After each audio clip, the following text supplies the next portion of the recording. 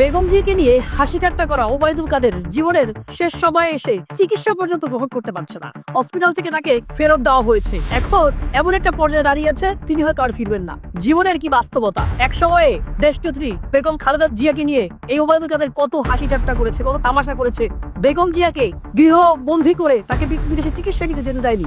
আজকে সেই ওবায়দুল কাদেররা দেশ থেকে পালিয়ে ভারতে আশ্রয় নিয়েছে এবং সেখানেও জীবন মৃত্যুর সন্ধিক্ষণে দাঁড়িয়ে চিকিৎসা গ্রহণ করতে পারছেন না। এই জন্য বলে যে মাকারাল্লাহু ওয়া মাকারাল্লাহ ইন্নাল্লাহা খায়রুল মাকিরিন। আল্লাহ হচ্ছে উত্তম ষড়যন্ত্রকারী।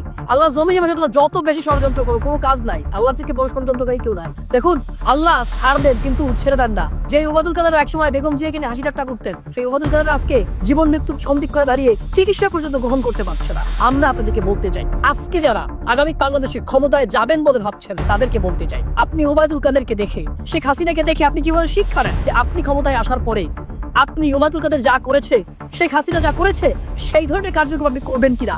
যদি করেন আপনার পরিণতিও কিন্তু ওই ওবায়দুল কাদেরের মতো হতে পারে, ওই শেখ হাসিনার মতো হতে পারে।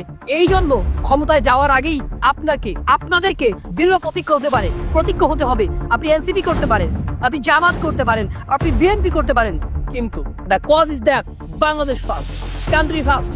এই মোটো নিয়ে যদি আপনি মনে করেন যে ডেমোক্রেসিতে আপনি সরকারে এসছেন, 5 বছর দেশের সেবা করবেন, আবার চলে যাবেন, আপনি দুর্নীতি করবেন না, আপনি অন্যায় করবেন না, আপনি অনিয়ম করবেন না, আপনি জালিম হবেন না, আপনি জুলুম করবেন না, আপনি ফ্যাসিস্ট হবেন না, তাহলেই কেবল আপনাকে দেশ ছেড়ে পালাতে হবে না। এই প্রজন্ম এমন একটা বাংলাদেশ দেখতে চায় যারা হাসিনাকে গলে দেয়, হাসিনাকে ডরায় নেয়, ভয় পায় নাই, হাসিনার বন্দুককে ভয় পায় নাই। সেই প্রজন্মকে আপনারা কখনোই বন্দুক দিয়ে শাসন করতে পারবেন না, শোষণ করতে পারবেন না। ভালোবাসা দিয়ে আমাদেরকে জয় করতে হবে। সেই জায়গায় দাঁড়িয়ে আপনাদেরকেই বলছি, ওবায়দুল কাদেরের পরিণতি দেখে শিক্ষা নিন, কিংবা এই আওয়ামী লীগের যত মন্ত্রীরা, 3 থেকে 4 জন মন্ত্রী এই গত 1.5 থেকে 2 বছরে মারা গেছে, তাদেরকে দেখে শিক্ষা নিন, শেখ হাসিনাকে দেখে শিক্ষা নিন এবং আগামী বাংলাদেশ গড়ার প্রত্যয় নিন। এবং যারা গণভোটের বিপক্ষে আছেন, গণভোটকে না বলার চেষ্টা করছেন, তাদেরকে বলছি, এই গণভোট বাংলাদেশ তৈরির জন্য গণভোট।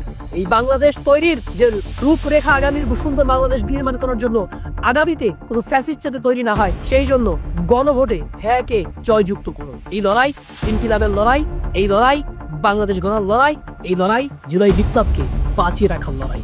ইনকিলাব জিন্দাবাদ।